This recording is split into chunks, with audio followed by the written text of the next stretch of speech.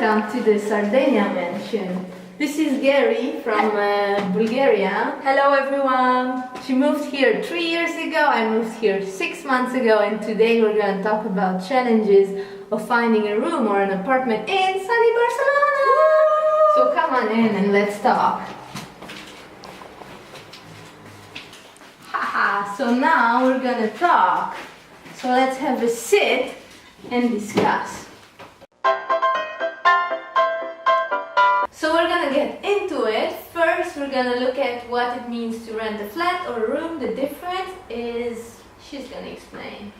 Yeah, challenge number one, it's really expensive. You need to have a lot of money. So let's say for a flat. So let's say you find a flat which costs 1,000 euro a month. You need to have around 5,000 euro just to rent it out. And this is not money you get back. I mean, you pay from 5,000 euro, only 1,000 euro is actually the rent. 4,000 is gone. Yeah, there are a lot of costs, like for example, you pay. No, the deposit is not gone. Sorry. So you have 2 months deposit. You have euros. Yeah. But it's blocked. You get it only when you leave, right? The deposit or. Yes, you're supposed to get it. Everything is fine in the flat, but usually it never is. They always find a way to take money out of them, but that's another topic and we can talk, we can make a separate video about that. Yeah, so you have 2 months deposit, 10% tax for the agency, the taxes on those money.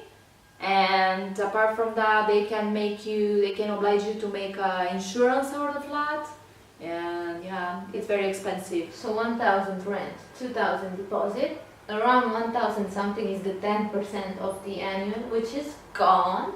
Then you have to pay the tax on this money, you yourself, and then they make you pay for the contract of renting. Also, they have the insurance. They can make you pay from 100 to up to 400 euros to prepare the contract as well. But you always have option number 2, which is you can rent a flat, a room, which I did on Idealista, which is an app that helped me find it. It's also expensive. Rooms in Barcelona are expensive because the demand is high. Many people want to live in this sunny, beautiful city. But come on, it's really hard to find even a room. Yes, it is hard to find because there are a lot of people who wants to live here, and there are not so many flats. It's kind of crowded. So you have to go on this app and present yourself like an interview for a job. You write like even if you think you write too much, don't worry, just write about yourself, your hobbies, what you like, where are you from, everything. Just write it there so the person who's renting the flat, the room, can see like, oh look, she's Steffi, she's from Romania, she likes sport, this is someone I might want to see. And then they invite you, so you see the room, they see you, and you see if there's chemistry, because if there's no chemistry, you're not going to get the room. Yeah, the problem is that it's very difficult. If you rent out a room, you cannot just invite 20 people and decide, I'm gonna go with that guy or with that girl, because for 10 minutes conversation, it's very difficult. You're letting someone in your home, like someone in your life.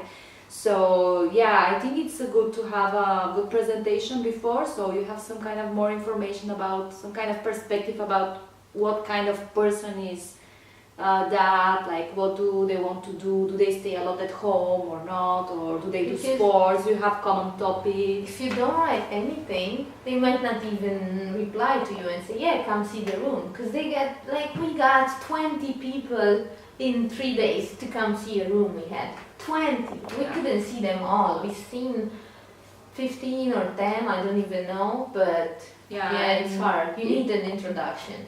Yeah, it's better to have to make a good introduction. It's easier. But what you will find, and what I found very challenging, is because you don't think about these things. For example, interior room. It's like, what's that? And the window situation. So you have interior rooms which are rooms that are somehow internal and the windows goes into a patio or to the kitchen or to the living room, because why not have a window that Or goes to the... even to the stairs outside. Yeah, why not? I mean, why? It's like insane. Yeah. I mean, I know why. She explained why. Yeah, well, their construction is a bit weird, but my theory, I don't know whether it's true, that's my theory, that because of the heat and the sun during the summer, they're kind of hiding from the sun. So if in the ad it says that there is a lot of natural light in the flat, you have to consider that's a nice flat. That could be. So interior rooms are not my favorite, but are option and you should consider them. Because when you rent a room here, you don't only have the room, there's usually a living room like this one, and there's a nice terrace, like our terrace, like you can see the Sagrada Familia and sit there and have breakfast, it's gorgeous. But yeah, I'm not a big fan of this room situation with these weird windows, no.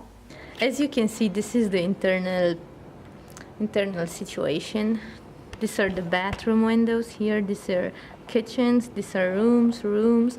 So this is where the windows go. And it goes all the way down and the light comes from there. And we are in an internal room window situation. So that's what you see on your window. So here we are at a different patio. Can you see how close we are to the neighbors?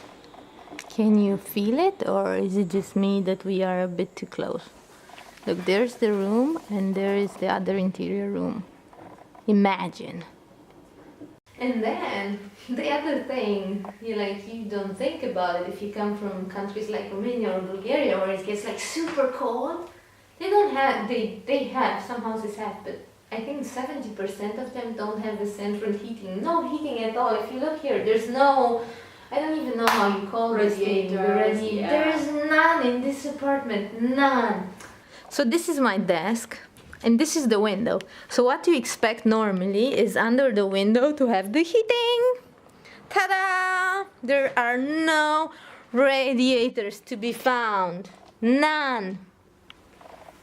Yeah, in my house there is, they use gas, but for example the one in my room doesn't really work, so I don't really use it, and gas is quite expensive here, surprisingly, so if you have like 10, because you say like it's not gonna get cold, but imagine you have 5 degrees outside, you have 5 or even less inside, because they created the homes in such a way that it stays cool inside, so it's actually colder inside than outside. And I experienced that already in April. So yeah, also heating is a challenge. The windows, they are not really. The windows, they are not really. I don't know. They're not isolating very well. You can hear the noise. The wind goes through. Everything is covered with tiles, no carpets or anything like that. It's interesting how they construct here, right? You're like, you expect like, oh, I'm moving to Barcelona, and then you're like, whoa, this is how they construct. But well, yeah, construction is old, and most of the construction is made out for families. So, for example, let's say we have a flat with 3 rooms. With 3 bedrooms, so you have 1 really big bedroom, then you have 2 really small where you can just put a single bed. You see most of the rooms, they have like single beds. Yeah, that was my thing. I was like, I cannot rent a room with a single bed. Like, what if somebody comes over? Like, I'm not a student anymore. Or those rooms without windows. Yeah, my friend has a room without windows. Like, imagine you have a room with no windows, like a bedroom. Cause why not? It's like, I don't know. But it's cheaper, at least. Yeah, but would you live in a room without a window? There are people who don't mind. Also, you have to consider if you are just gonna rent out a room to spend your life in the room, or you're gonna in the end you're sharing a flat. It's not just taking a room. That's not a hotel, so. That's true. So, that's it. That's the challenges. There's one more thing. Geri told me about, like when you rent a room in Barcelona next to the beach, you think like, oh, gorgeous, but actually... Yeah, it's very important to consider the location. The transportation services here are really good, but you have to consider the location because most of the people who come to live in Barcelona, they're like, oh, I want to live next to the beach, so they go to Barceloneta, but then they realize how humid it is there, and it's like during the winter it's super cold. Or I don't know it, but I know what humidity means during the summer. You sweat like you never sweat before. Yeah, or it happened to me. In general, Barcelona is a really humid place, so if you want to go to live next to the sea, it's even more. And the construction is old. There is no good, like the windows are not that good, no heating, so you can imagine you should be prepared mentally if you decide to live in Barceloneta, or you also have to consider there are a lot of neighborhoods where people party a lot, so if you want a quiet place, you have to check out where there are a lot of bars around or clubs and yeah, stuff like that. But it's worth it, it's worth it. I mean, I like it here, you like it here. Yeah, it's city is amazing, people are nice, so there is diversity. Just be open, just don't be fancy, and just take a chance on it. That's it. And if you have questions, if you're curious, just write them in the comment section below and we'll try to answer, of course. Thanks for watching and see you again. Goodbye. Bye. Oh, we suddenly appear with stuff on the table.